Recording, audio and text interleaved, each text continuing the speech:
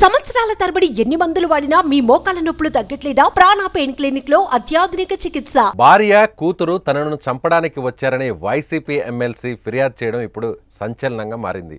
శుక్రవారం అర్ధరాత్రి అక్రమ సంబంధంపై తనను ప్రశ్నించేందుకు వచ్చిన భార్య కుమార్తెలపై దాడికి పాల్పడినట్టు అభియోగాలు ఎదుర్కొంటున్న దువ్వాడ శ్రీనివాస్ ఇవాళ వారిపై హత్యాయత్నం ఫిర్యాదు చేశారు.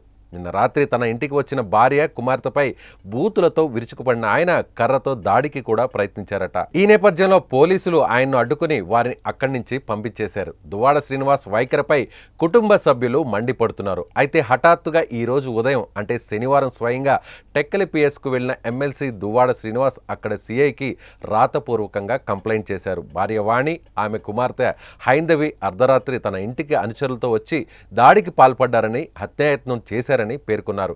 వీరిని వెంటనే అరెస్టు చేసి తనకు రక్షణ కల్పించాలని పోలీసులకు చేసిన ఫిర్యాదులో దువ్వాడ కోరారు. దీంతో ఈ వ్యవహారం మరో మలుపు తిరిగినట్లయింది.